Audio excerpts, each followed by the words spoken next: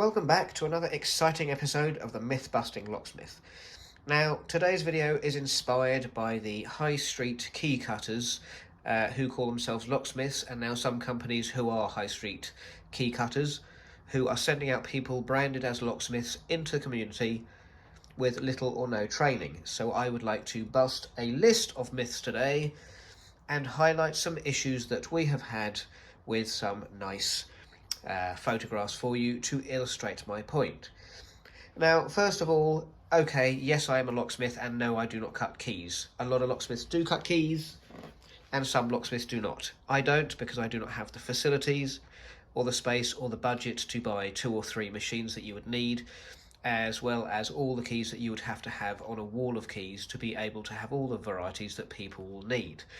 I could have a few, but you could have 200-300 and still have customers walking in every single day and asking for keys that you don't have.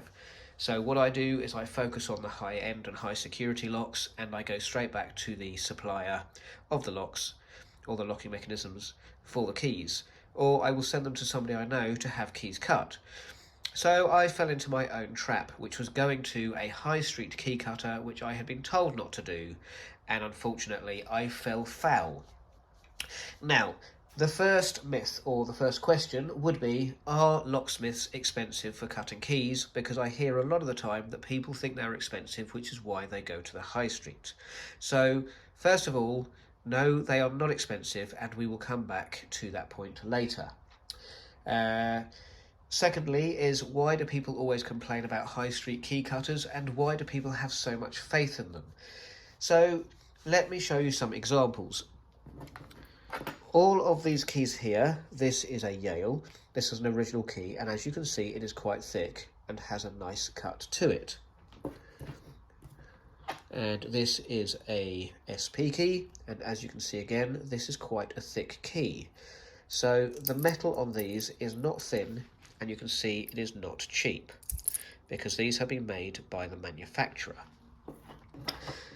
This is an Ultian, which I have to say is one of my favourites, always has been, and this is my go-to key. Now, as you can see, all of these are quite thick. The Ultian, of course, is very thick, but it is a dimple key. The middle one, also a dimple, is not too shabby, and the smaller one, although the thinnest, is not thin. Now, these have been made by the manufacturer. This one, okay, it's on a low-grade padlock, which can be picked very easily, but when looking at the thickness of the key, it is not too bad. It is, I'd say, fairly well cut, and it is very, very strong. You can't bend it. You can snap it in a padlock if you really used force, but that is quite a strong key. So, then we come to some copies of keys. Now, I am happy to say that this is a JMA key, and I like JMA. You can see this is quite thick. This is well cut. It is a very strong key. I can't bend it. And I like the JMA brand very much. They are good. They are a high street, or they can be found on high streets being cut. It is a good quality key. But beyond that, unfortunately, we come to high street key cutter number 2, and as you can see, that is a very, very thin key. This is an appalling, cheap and nasty quality, and I can bend it in my fingers, so it could snap very, very easily.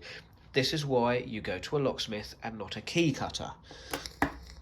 This one, unfortunately, and everybody will tell you that Timpsons have saturated the area wherever you live, and as many people love them as hate them. Now, unfortunately, as you can see, this is a very thin key. It is very low quality. You could almost snap it with your fingers. Okay, it looks like it's been cut correctly, but you can't tell without the original key. But these two, we'll put JMA over here because we like this, but unbranded, and unfortunately Simpsons are very low quality. They are very thin. They are weak metal makeup. You could bend it very easily. You could also snap it, and I find the keys wear out quite quickly. They are absolutely appalling.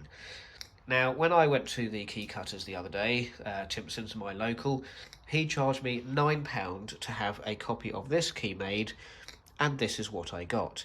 Now, this is an original CES key, and it is as thick as one of these, which is quite thick. I was handed one of these, which is as thin as this, which is appalling. It's very cheap, very nasty. Now, as you can see, because I'm going close up on this, I took the keys in my hand, and what I noticed were several points.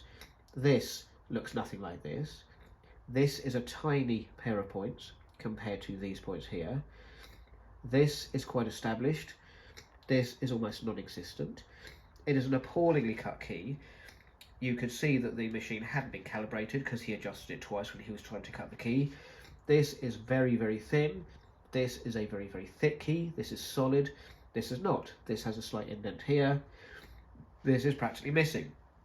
And although, okay, people would say it wouldn't make a difference, if you compare the size of the shoulder here, it is larger than this part here. And although this is an original, quite chunky, and this is a round one, this is going to be generally a weaker key by its design. I looked at it in the shop and I told him, this is not going to work in the locks. But he said, no, it'll be fine, take it away and bring me back the key and the receipt if you have a problem. He said it fitted in the profile plate, so it should work. So of course, this is very, very thin, so of course it's going to fit in a hole designed for this key. If this was fatter, it would not. So this was one. Now, unfortunately, this is the second one. And as you can see, established point, this is pathetic.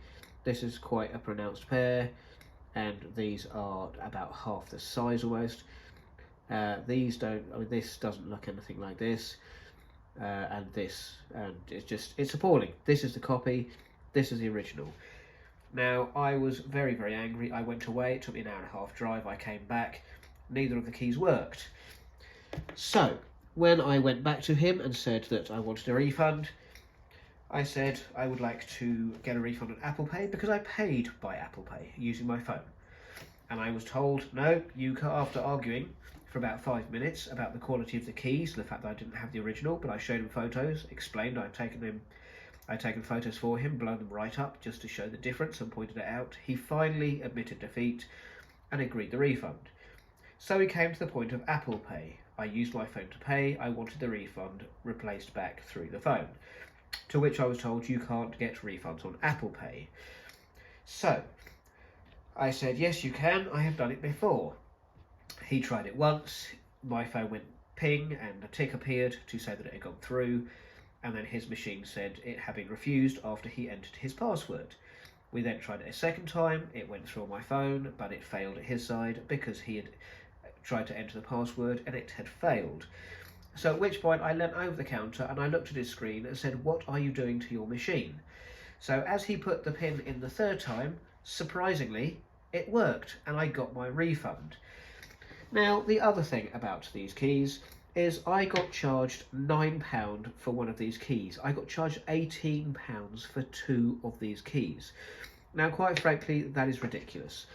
I do appreciate that Altium keys like this and others can be £25 to £30 each, and they are expensive, but they're usually cut by the manufacturer, or if it's a locksmith, he will have spent about 10 grand on the machine to have the key, to have the facilities to cut the keys. So, what I would like to say is, on a point of locksmiths being expensive, when you're looking at the price of a key and they will be undercutting everybody else, and bearing in mind a machine to cut, for example, an Altium key would cost you about £10,000 and they're charging you £25 to £30, no, locksmiths are not expensive. When you go to a key cutter, they will provide one of these or these, which are very cheap and nasty, are poorly cut and will not last. So, locksmiths are not expensive. We have busted our first myth. You want a key cut? Go to a locksmith. Number 2, key cutters are not locksmiths, and locksmiths do cut keys but are not key cutters per se. I have found that many high street people are calling themselves locksmiths, and they are not. They are key cutters. They don't have the locksmith skills, they cut keys. That is all they do. So that is busting a second myth. Key cutters are not locksmiths, but locksmiths can cut keys. Now, what I have also found lately is Timpsons in particular are now driving around vans with locksmith branded on the side. All very exciting. They'll send a locksmith to your house, blah, blah, blah, and they'll provide the service. So when I asked somebody one day if I'd lost my keys, do you pick my lock to get me in the house and then replace the lock for me? And they said no. They will drive down your house, they will drill the lock or use force to get in, and then they will replace the lock. They do not pick locks. So, Timpson's locksmiths vans, you are not locksmiths. Another myth busted. And last but not least, Apple Pay. You can get refunds on Apple Pay if you have used your Apple Pay facility on your phone to pay. You can use your phone to get a refund. Do not let people tell you that you cannot do this, and watch what they are doing, because if they try to put in a wrong password or press a button to make it refuse, then that is on them, that is not on you. You do not need your original card to get a refund. So there we are. A short but sweet 10-minute video today. I hope you found it interesting. I hope you found looking at these keys eye-opening for the details that you can see, how poorly this is cut. And these people are renowned. They do not calibrate their machines. They do not test and check the machines on a daily basis. They have different staff in every day, sometimes more than one member of staff in a day. They do not check the machine. It is very simple to do by lining them up, making sure they're calibrated. Get a piece of paper, stick it between the wheels, twist it, make sure that it pulls it through gently, or at least there is some resistance. This is not done there, and this is why you get this. So, just to reiterate, locksmiths are not expensive. They are where you go to get your keys cut.